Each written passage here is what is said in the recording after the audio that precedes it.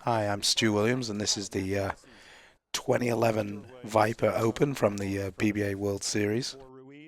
Um, this was kind of a an interesting setup for the show. We had the eliminator format, so the low score went out each time. So I've got to remember this because this was quite a while ago. I was almost expecting this show to be in black and white. So um, I'd bowled with I think it was a Victory Road Solid at the time, and the left lane all week on those shows, the left lane was playing drier. So before we bowled the title match, I decided I was going to change the ball on that lane, and I went to I think it was a Tropical Heat at the time. So I was playing Ildemaro, and I kind of felt like we were both in the same position. I think we'd both qualified for a couple of shows that week, and this was the first one. So I knew that he was going to be pretty nervous, and of course I was obviously a little bit nervous, but I felt like I had much more experience on TV than he did because I'd played on, TV shows around the world and stuff. So I felt pretty confident going into it if I could just figure out the left lane. So that's why I was fairly aggressive and made the ball change.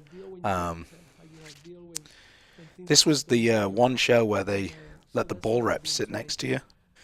So at the time we only had the one ball rep, so Ildemaro got Dell, and at the time I got Dominic to sit with me, and I think it calmed me quite a bit because Dom has he's in these situations for always. He was much more level than I am, so he was able to give me some pretty good tips to stay, in the moment, I guess you would say.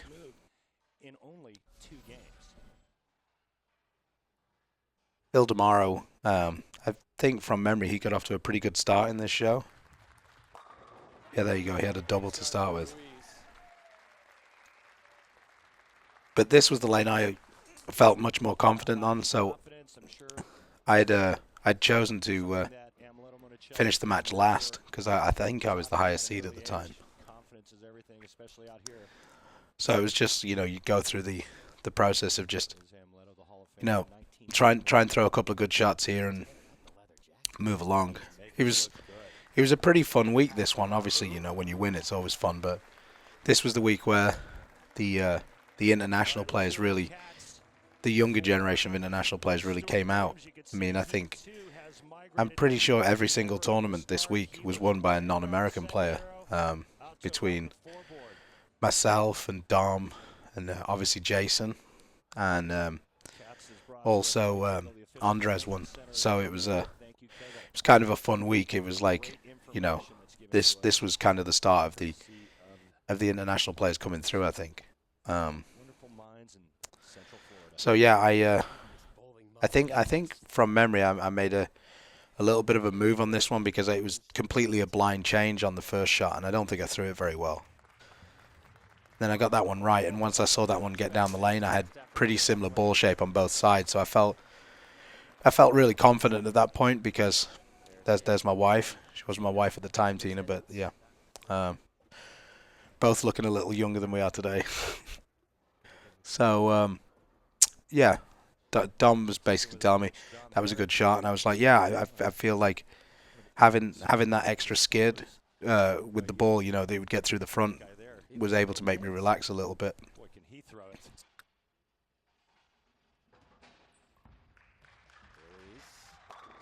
Ildemaro threw another pretty good shot then. But at the time, I still felt pretty confident because I knew coming down the stretch, if I could keep it close, he hadn't been in those situations as much. So it was still, you don't want to see, when you're in your first title match, you don't necessarily want to see the guy you're playing have the front three, but it wasn't at that point. It wasn't too panicking. Then Ildemaro left the flat 10 on that lane. The ball just picks up a little sooner, and then it kind of just wouldn't make the corner.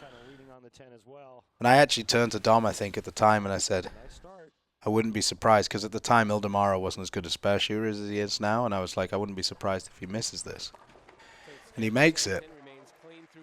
And Dom goes, nah, you're not going to get that lucky. So, so I, in my own mind, I'm figuring, if I can throw a double here, I can really put the pressure back on him. Williams was actually turned away by U.S. immigration when he tried to enter the country, but he's here in 2012 and bowling for his country and his first PBA Tour title.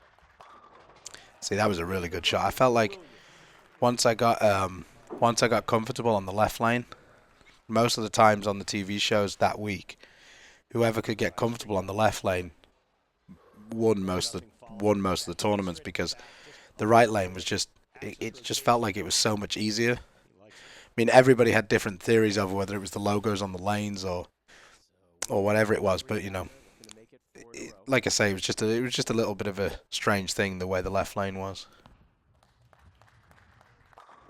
I threw two really good ones then, and then I felt like that was a big turning point in the match. Like, it was the first time that Ildemaro was behind in the match, so he had to start thinking more about what he was doing. And I don't think early on on the TV show, he noticed as much difference as most of the other bowlers did between the two lanes. So once he started to see differences, I think it kind of made him think that, the lane was developing. Opening 3 strikes and then a spare, down 11. Here he is in the 5th. See, so I think that particular frame was to do with the previous shot not coming round. So he tried to hit it a little bit harder because he thought he probably made him move in a little bit, and he just didn't get it to the right at all. And then the Viper that week was playing really short in the middle of the lane. He's made some tough spares throughout this Viper Open, but he leaves one there. So as soon as he had the open there, it was like, yeah, you had to contain yourself because you wanted to get back up and throw another strike, because you haven't been in those positions many times. So you just try and take the deep breath. And I remember that the show was really hot, and if you look, I put my hand down. We had these big fans right behind the seats, and it almost felt like you wanted to pick it up and put it right in front of your face because it was so hot. Team Venezuela. He coaches the youth national team. Has had that role since 2009.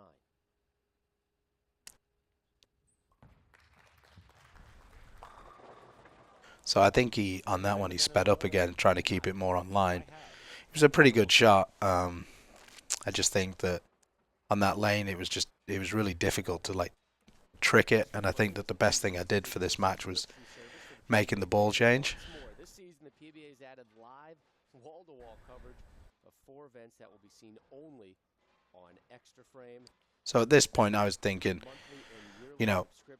two more really good shots and we'll pretty much be halfway there. And then Ildemaro did what I thought he might have done the previous time, and he missed it. So at that point I was thinking, if I can make 2 more good shots here, I'm almost home, because Ildemaro is only going to shoot 230 even if he strikes out. And at this point, it seemed a long way away for him to be able to strike out. So I just wanted to stay steady and try and make a good shot here. And of course, that one actually looked like I cut it a little short. But because I was going so much end over end roll, I got the ball to stand up. But that was definitely on my good lane, so to speak.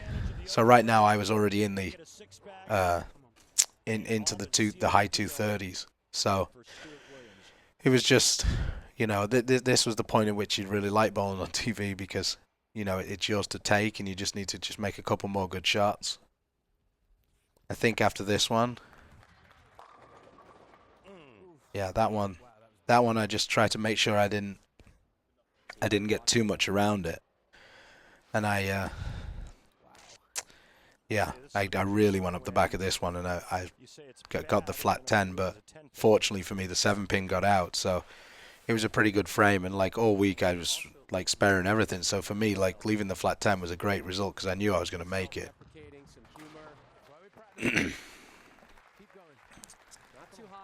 I think I might have reminded Ildemaro at that point that I'd made the spare and he hadn't. It's kind of unnecessary, I guess, in hindsight, but these things happen. I'm sure he forgave me. So I was just saying to Dom, like I got really forward on that one, trying to keep the ball in play, and Dom was like, yeah, don't worry about it, just make another couple of good shots and you'll be home. And then Ildemaro got up and he made a great shot there. He's maxed out at 235. He went back a little bit to the right to stay away from the middle of the lane, and he like I say, he really threw that really good. Still some game left, but tall order now at this point for Ildemaro Ruiz. Another really good shot actually by Ildemaro on that one. And then, like I say, once that happened, the match was basically over. I think I only needed one spare out the last 2 frames, as long as at the last 3 frames, as long as I stayed away from the big split. So at this point, I was just, it was like I kind of already knew that I'd won the match, and I'd kind of achieved my dream of winning a title. Here, Stu Williams, time to put the hammer down. Driver's seat and a full tank of gas. Close out the 8th. Williams. Get all down. There we go. Got the light hit, and basically then it was all done and dusted. And be interesting if I could go back and the Stuart of 2018 could ask that guy if he thought it was going to be 7 more years before I'd win another title. Williams in the 9th. There it was. Let it out. So yeah, that was that feels like an absolute lifetime ago. I mean, look how much hair Dom has. But yeah, that was a pretty cool day, because England had never won a PBA title. I'm not even sure we'd ever been on a PBA TV show. And then I think from memory we filmed all the shows the same day. I think that my show was at 12, and that Dom's was at 4 or 6 o'clock, something like that.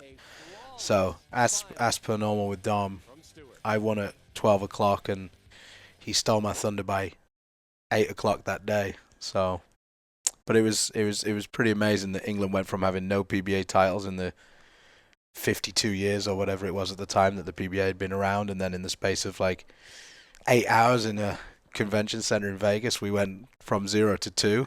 So that was definitely a fun time. I haven't watched that for a long time.